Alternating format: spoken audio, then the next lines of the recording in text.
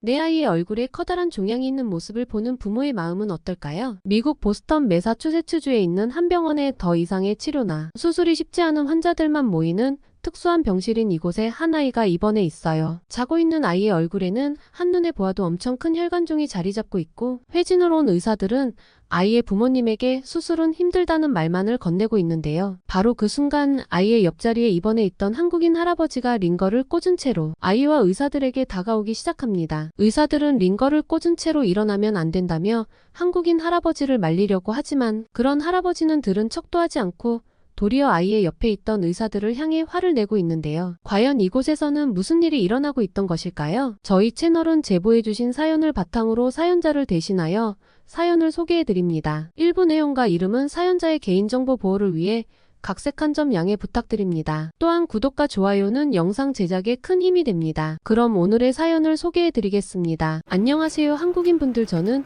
미국에서 태어난 10살 아이의 엄마 다나라고 합니다. 제가 태어난 곳도 미국이고 아들을 출산한 곳도 미국이지만 저는 지금 한국에서 살아가고 있는데요. 물론 계속 살아오던 나라를 떠나 타국에서 살아간다는 것이 처음에는 힘들기도 했지만, 한국에 정착한 지 무려 2년이 지난 지금은 왜 더 일찍 한국에 오지 않았을까라는 생각을 매일 밤마다 할 만큼 지금의 한국 생활은 저와 아들에게 행복합니다. 특히나 희귀병이 있는 제 아들은 한국에 오기 전에는 팔을 움직이고 길거리를 걷는 것조차 참 어려워하던 아이였는데, 지금은 어째서인지 다른 한국인 친구들보다 더욱 생기 가득 날을 보내고 있다고 합니다. 제 아들은 얼굴 부위에 큰 종양이 생기는 희귀병을 가진 아이였어요. 피부 표면으로 보일 만큼 커지는 경우는 대부분 없지만, 제 아들 아이는 0.1%의 확률에서 커지는 증상에 암이 더해진 희귀병을 가진 아이였죠. 약 6살 정도까지는 눈으로 보이지 않을 정도로 아무런 증상이 없었는 어느 날부터 이미 이러한 희귀병 증상이 시작되고 있었습니다. 하지만 처음에는 그저 모기에 물렸거나 벌레에 물린 거라고 생각하게 되었고, 저와 남편은 벌레 물린 곳에 바르는 약만 아이에게 발라주었을 뿐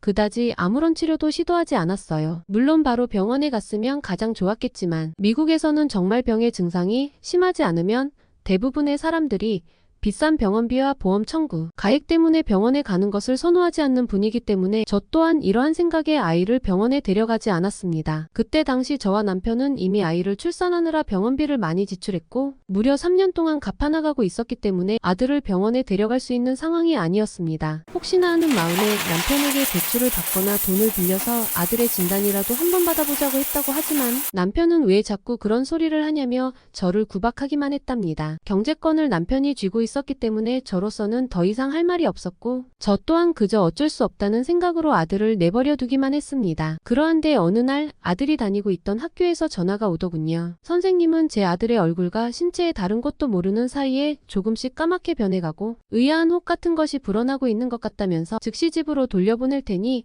바로 병원에 가보라는 말씀을 해주셨습니다. 저는 다급한 마음에 제가 직접 학교에 가겠다는 말을 한 뒤 전화를 끊었고, 약 30분 뒤 학교에 직접 아들을 데리러 갔어요. 아침에 학교를 데려다 줄 때만 해도 정상적으로 보이던 아들의 팔이었는데, 몇 시간이 지난 뒤 다시 보니 아들의 얼굴과 팔에는 한눈에 보아도 비정상적인 크기로 커져 있던 것이 까맣게 변하고 있는 것도 제 눈에 보였습니다. 그때쯤 저는 난생 처음 아들에게 돌이킬 수 없는 문제가 생겼다는 것을 인지하게 되었습니다. 하지만 그때 당시 아들을 응급실에 데려갈 수 있는 병원비가 없었고, 일단은 급한 마음에 아들을 집으로 데려오게 되었어요. 남편에게 다시 한번 전화를 걸어 아들에 대한 상태와 사진을 보내주면서 병원에 가야 될 것 같다고 언급했으나, 남편은 성장하는 시기이니 팔이 커지는 것이 아니냐는 어처구니 없는 소리만 늘어놓으며 또 저에게 잔소리를 하였기 때문에 저는 더는 남편과의 대화를 그만두고 말았습니다. 그렇게 1시간이 넘게 고민하던 중 얼마 전 저희 옆집으로 이사온 한국인 부부가 생각나더군요. 그들은 이사를 오게 된 첫날 저희 집으로 찾아와 한국식 전통 떡과 음식들을 주면서 서로 잘 지내보자는 아주 간단한 인사만 했던 이웃이었는데, 그때 당시 저는 의지할 수 있는 사람이 가까운 그들밖에는 없었습니다. 저는 다급한 마음에 옆집에 사는 한국인 부부의 집으로 가서 초인종을 눌렀고, 얼마 지나지 않아 그 부부가 나오더군요. 너무 급한 마음에 이름도 모르는 한국인 부부에게 아들의 사진을 보여주면서 제발 도와달라는 말과 함께 응급실 진료비가 없어서 병원을 못 가고 있는데 한 번만 돈을 빌려달라고 무릎을 꿇으며 오열하고 말았습니다. 한국인 부부들도 당황했는지 함께 무릎을 꿇었고 무슨 일이 있었는지 차근히 말해보라면서 일단 아들의 상태를 봐야 되니 아들과 같이 집으로 들어오라고 하더군요. 한국인 부부는 제 아들을 보더니 상태가 좋지 않아 보인다는 말과 함께 이제까지 병원을 안 가고 뭐 했냐는 말을 하면서 저에게 선뜻 거액의 돈을 빌려주었습니다. 상황이 나아지면 갚으면 되니 일단은 병원을 가자는 말을 해주던 그 한국인 부부는 아들과 저를 내버려 두던 저희 남편보다 훨씬 감사한 분들이셨어요. 그러한 고마운 분들에게 염치 없이 돈을 빌려달라는 말을 하는 저 자신도 너무 고통스러웠지만 남편이 돈을 주지 않았기 때문에 저 자신도 아들을 위해서는 어쩔 수 없는 선택이었죠. 그렇게 저는 그 한국인 부부와 같이 전문성 있는 매사추세츠주의 큰 병원에 가게 되었습니다. 제가 있던 매사추세츠주에서 큰 병원이었기에 병원에 가면 아들의 진단과 치료가 진행될 거라고 생각했으나 그것은 완전한 착각이었어요. 제 아들의 얼굴과 팔 그리고 겨드랑이 부분의 진단과 일부 조직 검사를 한 의사분께서는 희귀병 중 한 종류라고 하는 거인병과 암이 추가되어서 특정 부위에만 생기는 것으로 생각된다면서 두 가지 병이 같이 나타나서 지금으로서는 자신들 또한 어떻게 치료 계획을 잡아야 될지 알 수가 없다는 말만 반복하셨습니다. 의사 선생님이 보여주신 아들의 엑스레이 사진은 알 수 없는 암덩어리들이 팔과 겨드랑이 전체 부위에 퍼져 있는 것이 눈으로도 보일 정도였고 진단을 해주신 의사 선생님뿐만 아니라 다른 의사 선생님들까지 오셔서 다 같이 치료 관련 회의를 하셨지만 지금으로서는 할 수 있는 게 없다는 말만을 하시더군요. 저와 아울러 간 한국인 부부분들도 당황하셨는지 어떻게 병원이 그럴 수 있냐면서 저 대신 화를 내주셨지만 바뀌는 것은 없었습니다. 의사분께서는 그렇게 원하시면 일단은 병원 중환자실에 입원할 수는 있다고 하지만 아마 이대로 크게 바뀌지는 않을 것이라고 하는 발언과 함께 중환자실에 입원하는 순간부터 입원 가액이 하루마다 청구되니 그것만 괜찮으면 바로 입원 처리를 해주겠다는 이야기를 해주시더군요. 하지만 눈앞에 있는 아들이 알 수 없는 암덩어리에 점차 파묻히는 것을 눈으로 보고 있던 저에게는 아무것도 들리지도 보이지도 않았습니다. 일단은 그 한국인 부부분들께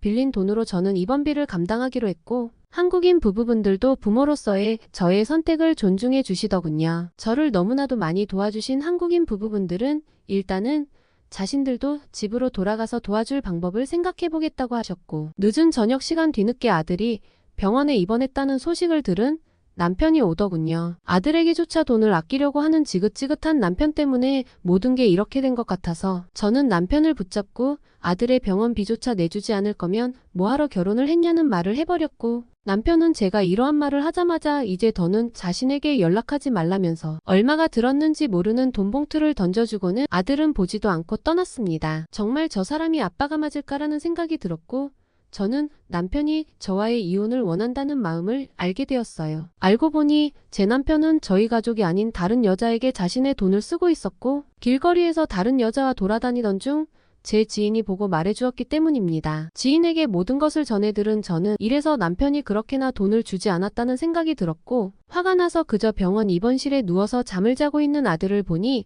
눈물이 쏟아질 것만 같았어요. 저는 한국인 부부에게 빌린 돈도 갚고 계속 쌓이는 입원비를 감당하기 위하여 잠도 자지 않고 일을 하게 되었습니다. 아들이 병원에 혼자 있다는 사실은 그 이상으로 가슴 아팠지만 남편도 떠난 상황에서 돈을 벌 수 있는 사람은 저밖에 없었기 때문에 어쩔 수 없는 선택이었죠. 하루의 짧은 시간에 아르바이트를 3개씩 하면서 저는 아들의 치료비를 벌어나갔고 다행스럽게도 약 6개월 뒤 한국인 부부에게 빌린 돈은 모두 갚을 수가 있었습니다. 하지만 6개월의 시간이 지나고 있을 때에 제 아들에게는 좋지 못한 소식이 들려오기 시작했습니다. 무려 6개월이 넘는 시간 동안 병원 입원실에서 진단을 받고 분위기를 지켜보던 의사분께서는 아들의 팔에 있던 암덩어리가 목으로도 높아지고 있는 것이 보인다면서 물리적으로 없애버릴 수 있는 수준이 아니기 때문에 아마 아들이 앞으로 견딜 날이 얼마 남지 않았을 것이라고 말을 해주시더군요. 그 뒤 저의 아들 크리샤는 더는 치료도 수술도 진행하지 못하는 환자들만 모인 병실로 옮겨지게 되었습니다. 저로서는 어쩔 도리가 없었고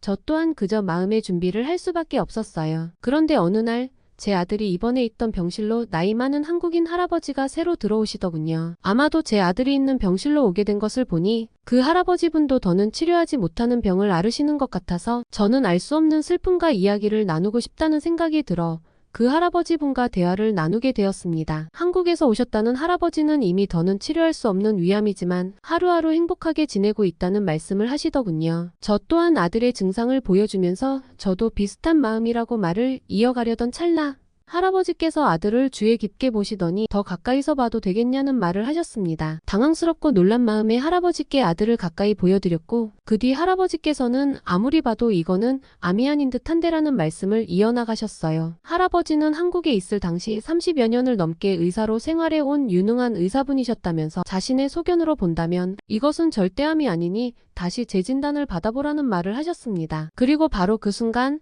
병실의 문이 열리더니 이웃집 한국인 부부의 모습이 보이더군요. 병실에 들어온 사람들은 한국인 부부였고 저는 제 아들을 보기 위해 온 거라고 생각해 감사의 인사를 건넸는데 그들이 찾아온 것은 저와 아들이 아니었죠. 아들의 팔을 보면서 암이 아니라는 말을 하시던 한국인 할아버지께서는 반가운 표정을 지으시더니 그 한국인 부부와 포옹을 하셨습니다. 알고 봤는데 그 할아버지께서는 한국인 부부의 할아버지였죠. 한국인 부부분들은 아버지의 마지막 부탁으로 이미 손쓸 수 없는 위암의 치료를 그만하고 이곳 미국으로 자신들과 생활하기 위해 오셨다고 했습니다. 그 뒤 저는 한국에서 의사를 하셨다는 할아버지의 요청으로 병원에서 재진단을 받을 수 있었습니다. 할아버지께서는 그곳에 있던 의사분들과 함께 아들에 대한 회의를 하셨지만 그곳의 미국 의사분들은 아들의 팔에 있는 건 암이라면서 자신들은 틀리지 않았다는 말만을 반복했습니다. 할아버지께서는 단순 피지선이 모여서 발생한 덩어리 같은 것을 자신이 직접 없애버릴 수 있는 수술을 하겠다면서 그렇게나 우진으로 환자를 압박할 것이라면 자신에게 몇 명의 인원들만 붙여주면 아들의 얼굴과 팔에 있는 종양의 제거 수술을 직접 하겠다는 이야기까지 하셨어요. 미국의 의사분들도 할아버지가 의사라는 실상을 알게 되자 태도가 확연하게 바뀌게 되었고 얼마 뒤 저는 미국 병원 측의 도움과 할아버지의 도움으로 한국인 할아버지에게 직접 아들의 수술을 받을 수 있었습니다. 병원 측에서는 자신들이 봤을 때는 여전히 암이라고 생각하여서 모든 수술의 책임을 한국인 할아버지에게 넘기겠다면서 직접 수술 권한을 한국인 할아버지에게 주셨지만 할아버지는 잘 보라는 말을 하신 뒤 아들의 수술실에 직접 들어가셨어요. 무려 8시간의 기다림 끝에 할아버지께서 수술실의 문을 열고 나오시더군요. 한국인 할아버지께서는 역시 자신의 예상대로 암덩어리가 아닌 단순 피지 종양이었다면서 수술은 정상적으로 완료되었으니 아마 시간이 지날수록 아들의 수술 부위 피부는 정상적으로 돌아올 것이라면서 저를 안아주셨습니다. 자신은 수술조차 받을 수 없는 위암에 걸린 채로 저의 아들을 수술해준 할아버지에게 저는 고맙고도 미안한 마음이 들었고 그 말을 듣는 순간 복도에 주저앉아 울음을 터뜨리고 말았습니다. 할아버지에게 저는 도움을 드릴 수 없는 현실이 슬펐어요. 다행히도 아들은 수술하고 난 뒤 빠른 회복세를 보였습니다. 한국인 부부분들도 크리샤를 살리게 된 것에 복을 받은 것 같다면서 저를 볼 때마다 다행이라는 말을 하고 있고요. 미국에서 한국인 부부와 할아버지를 만나지 못하였으면 아들을 잃고 말았을 거예요. 오늘도 저는 한국인 분들로 바뀐 제 인생과 아들의 인생에 그 이상으로 감사한 마음으로 하루를 살아가고 있습니다. 희귀병 을 가진 아들을 두고 외도한 남편 때문에 절망했지만 잘 극복하여 이겨내서 새로운 삶을 시작하려는 엄마와 아들의 사연 어떻게 들으셨나요? 저희는 구독자분들로부터 사연을 접수받고 있습니다. 본인이 직접 겪으신 사연 혹은 주변에서 겪은 사연을 메일로 보내주시면 확인 후 영상 제작을 검토하도록 하겠습니다. 구독과 좋아요는 새로운 사연 영상 제작에 큰 힘이 됩니다. 오늘도 즐거운 하루 되세요. 감사합니다.